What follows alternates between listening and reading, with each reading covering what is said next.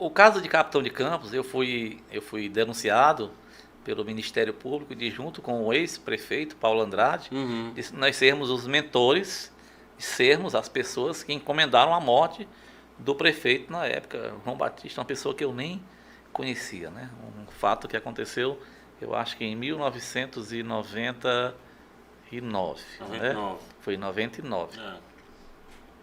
Fui denunciado, respondi o processo, fui para o júri, fui condenado, foi anulado o júri, né?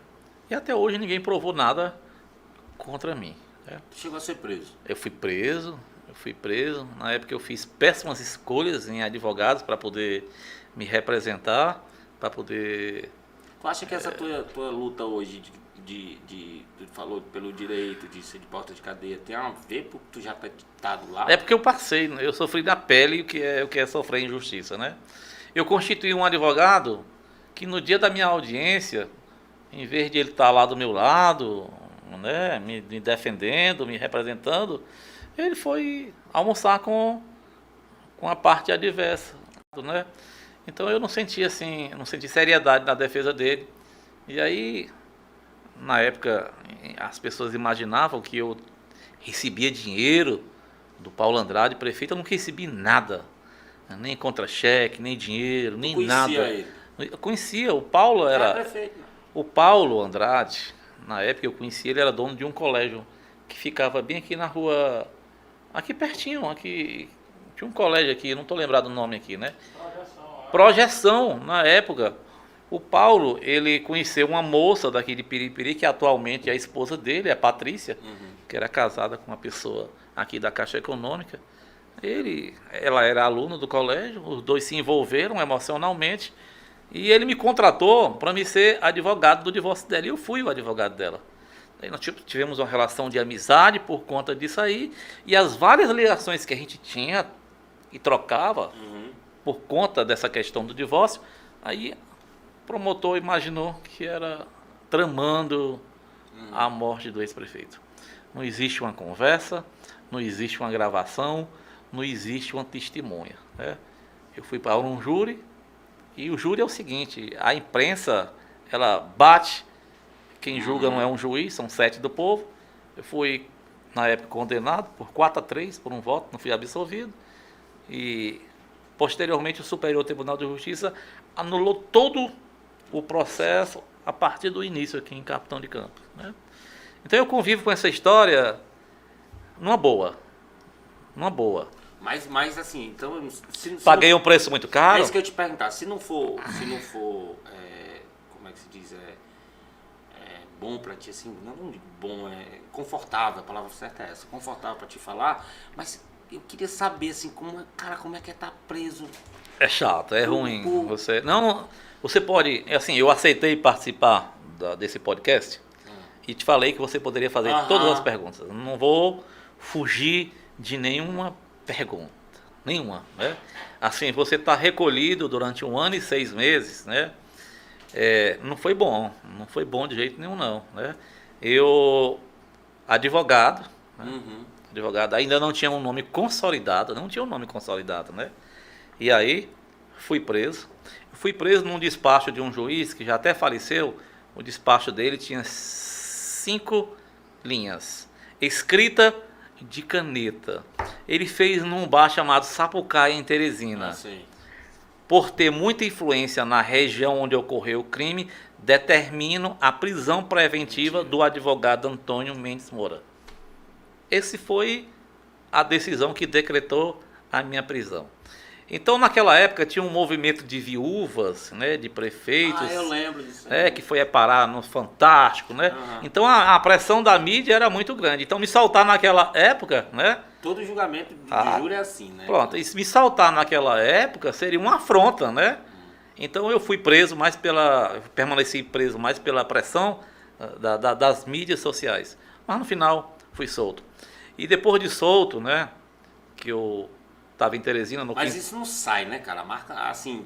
eu convivo com isso... Tu tem que ter aprendido a conviver com isso, né, cara? Eu aprendi a conviver com isso, né?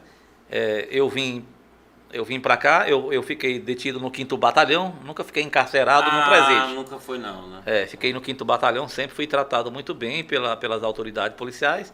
Depois eu já não tinha dinheiro, né? As pessoas se afastaram de mim e eu mesmo fiz um habeas corpus para mim.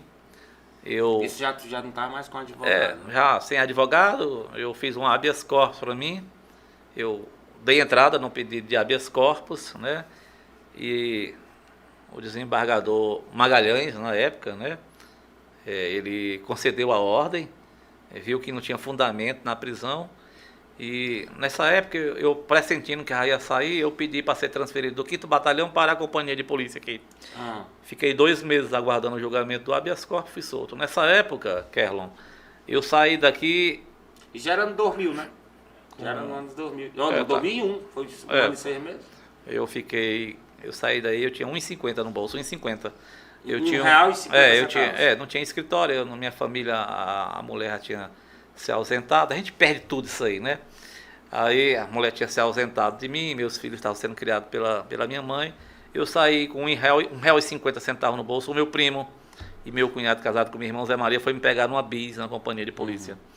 E eu poderia ter feito várias coisas. Eu poderia ter ido embora de Piripiri, eu poderia ter recomeçado a minha vida em outro lugar, porque eu não tinha impedimento para me advogar, mas eu resolvi ficar aqui em Piripiri, dar a volta por cima. E aqui estou eu, falando com você hoje, né? Não sou o melhor advogado do Brasil, mas também não sou o pior. E aqui constituí família, meus 2 filhos mais velhos, um é advogado e outro é engenheiro, casei novamente, tenho meu escritório e sobrevivo da advocacia. Tenho feito algumas traquinagens ainda, mas e lutando aí pela liberdade de muita gente, né? Mas tu saiu com habeas corpus, mas depois o processo foi anulado. E por que foi anulado? Foi anulado porque não tinha fundamento a sentença, né? A sentença que determinou que eu fosse pro júri, ela não tinha fundamento legal. Porque tem levar pro júri, né? Entendi. O processo do júri ele é dividido em 2 fases, né? Que é uma fase que começa da denúncia até uma fase chamada de pronúncia. Tem audiência e tal, e aí o juiz vai mandar você ou não pro júri. Ele não precisa ter certeza se você... Ele não precisa ter certeza se você cometeu ou não cometeu o crime, né?